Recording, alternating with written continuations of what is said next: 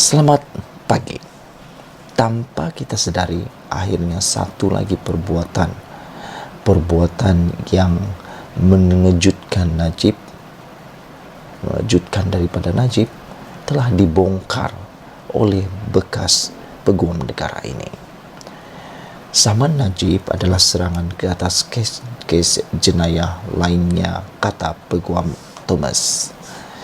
Mahkamah Tinggi di Kuala Lumpur hari ini diberitahu bahawa saman Datuk Seri Najib Razak terhadap bekas peguam negara Tan Sri Tommy Thomas atas dakwaan menyalahgunakan kuasa dan 4 kes beliau membabitkan 1MDB yang sedang berjalan adalah satu serangan kolateral.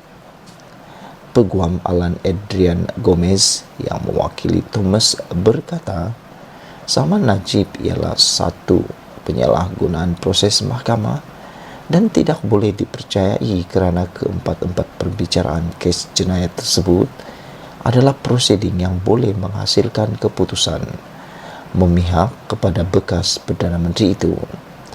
Alasan yang menyokong permohonan itu atau tuntutan utama terhadap anak guam saya adalah melampau, remeh, menyusahkan dan merupakan satu penyalahgunaan proses mahkamah. Planatif tidak mempunyai kuasa atau planatif tidak mempunyai kausa tindakan yang munasabah terhadap defendant dan tidak dapat dipertahan serta harus dibatalkan, katanya pada prosiding pendengaran permohonan Thomas untuk membatalkan saman Najib. Beliau berhujah, unsur-unsur tindakan melulu dan salah guna dalam tuntutan membabitkan misfiances memerlukan penentuan sama ada Thomas ketika mengenakan pertuduhan telah menyalahgunakan kuasanya atau bertindak melulu atau acuh tak acuh sekiranya tindakan sedemikian boleh menjejaskan Najib.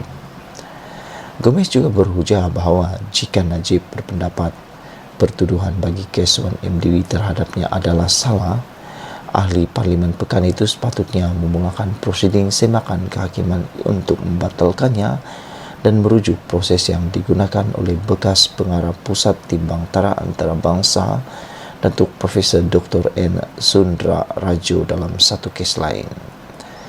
Peguam itu berkata, Najib belum dibebaskan daripada perbicaraan bagi salah guna kuasa dan pengubahan wang haram, membabitkan dana 1MDB, perbicaraan membabitkan laporan audit 1MDB, perbicaraan membabitkan RM6.6 bilion, dana International Petroleum Investment Corporation, serta perbicaraan pengubahan wang haram membabitkan RM27 juta, dana SRC International sedang berhadiah. Oleh itu, beliau tidak boleh mengemukakan tindakan sivil ini. Peguam Datuk Fairuz Hussein Ahmad Jamuluddin yang mewakili Najib pula berkata, hujah Thomas tidak menjawab saman yang difailkan terhadap beliau.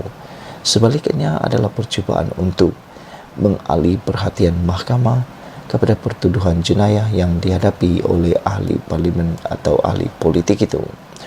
Fairuz Hussein berkata, penyataan tuntutan Najib terhadap tindakan ini tidak memplead sebarang fakta berkaitan kesalahan atau ketidakbersalahan beliau dalam kes kesemua jenayah itu.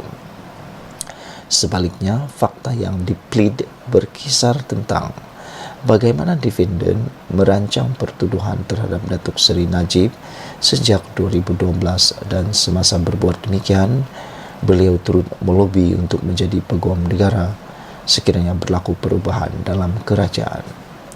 Thomas telah campur tangan serta mempengaruhi siasatan terhadap Datuk Seri Najib dan selepas pertuduhan dikenakan ke atas anak guam saya, beliau Tommy Thomas secara konsisten membuat kenyataan umum mengenai Najib. Beliau melakukan perkara ini melalui kenyataan media dan buku yang ditulisnya, iaitu My Story Justice in Wilderness, katanya. Beliau mendakwa Thomas turut menyembunyikan bukti yang boleh membantu pembelaan Najib dalam keempat-empat kes jenayah itu. Pada 22 Oktober 2021, Najib memfailkan saman terhadap tersebut yang mendakwa pertuduhan terhadapnya adalah sebagian daripada langkah yang dirancang lebih awal oleh Thomas dan ia selari dengan rancangan kerajaan Pakatan Harapan ketika itu. Najib 69 tahun mendakwa beliau telah dituduh secara salah di mahkamah dalam kes yang membabitkan 1MDB IPIC salah guna kuasa di bawah Akta Suruhanjaya Pencegahan Rasuah Malaysia 2009 serta pengubahan wang haram di bawah Akta Pengubahan Wang Haram, Pencegahan Pembiayaan Keganasan dan Hasil daripada Aktiviti Haram 2001.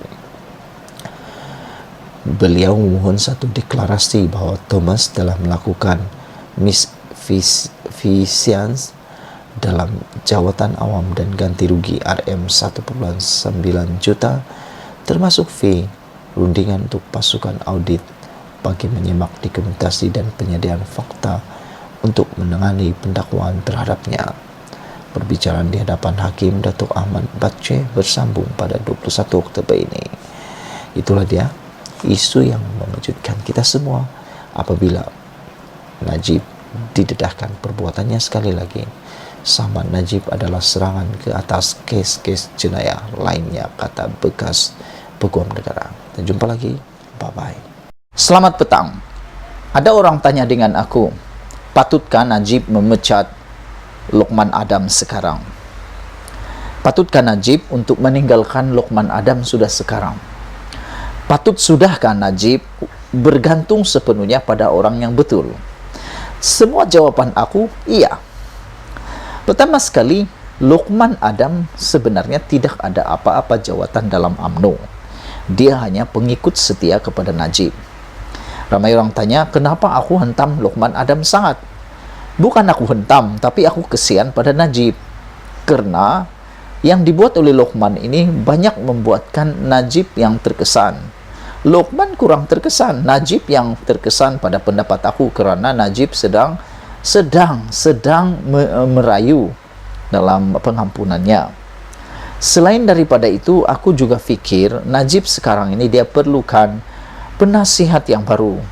Najib tak perlu tukang kipas yang lama.